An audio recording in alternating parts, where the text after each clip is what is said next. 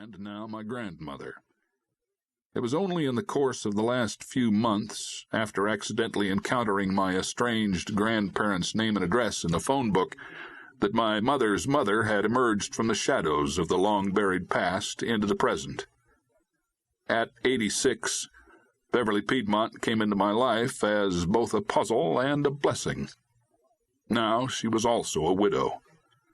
My grandfather and namesake, Jonas Logan Piedmont, was dead at age 91.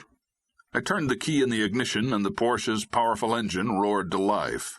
With the headlights slicing through the sheets of slanting raindrops, we headed for Newton's family mortuary off Aurora Avenue, where Mr. Lloyd Newton III, at age 60 or so, had been genuinely dismayed when my grandmother had told him in no uncertain terms that there would be no services for my grandfather.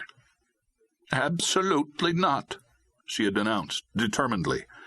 "At our ages, there aren't that many people still around that we know, and we only see them at weddings or funerals. These days there are a lot more funerals than weddings. Each time someone else turns up missing. It's too depressing." Her decree had brooked no argument.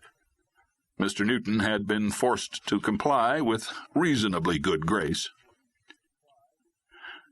"Are you taking care of yourself?" I asked, glancing in her direction as I threaded through evening traffic made worse by the steady downpour. A rain-slicked layer of newly fallen leaves covered the gutters and blocked Seattle storm drains, leaving the streets awash. "Are you eating properly? Getting enough rest?" "Mandy's the one you should be worried about," my grandmother returned with a shake of her head. "That crazy old dog won't eat a thing." I remembered how Mandy used to sit for hours in mute companionship with my stroke-silenced, wheelchair-bound grandfather. She usually stuck close enough to his side that the slightest movement of his faltering hand would bring his flesh into contact with her patiently waiting head. "Try bread and peanut butter," I suggested. "That's how Kelly and Jeremy get their dog Sunshine to take her arthritis medicine. Kelly claims there isn't a dog in the world that doesn't love bread and peanut butter." 6 months earlier, it would have been inconceivable to me that my daughter, Kelly, the complete airhead, as I once disparagingly called her, would end up passing out dog care advice to her great-grandmother. But Beverly Piedmont nodded as though granting Kelly's suggestion serious consideration. "That sounds like a good idea," she said. "I believe I'll give it a try." At the mortuary, we were ushered into Mr. Newton's private, rosewood-furnished office, where we were seated at a small conference table. The man himself appeared a few minutes later, carrying a small metal box in one hand and a file folder crammed with an unruly sheaf of papers in the other. Despite my grandmother's physical presence in the room and at the conference table, Mr. Newton's primary focus seemed to be aimed solely in my direction.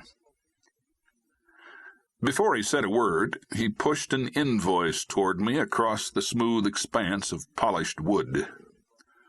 "We generally ask for payment upon receipt of the ashes, and I've made 2 certified copies of the death certificate. If you need more than 2, just contact my office." My grandmother's bony hand reached out and snagged the bill away from Mr. Newton's fingers before I could grasp it, but she left the death certificates lying where they fell. She groped in her cavernous purse and eventually came up with a checkbook. Meantime, I picked up the death certificates myself and studied the top one. On the line titled Cause of Death, it read, "Complications of flu, pneumonia." I remembered back in August when the news broadcasts had been full of dire pronouncements about how this year's strain of Beijing flu was expected to be particularly bad. People had been urged to get flu shots, especially if they were in one of the at-risk groups. The detective in me, the part that's worked the Seattle Homicide Squad for more years than I care to count, wondered how that one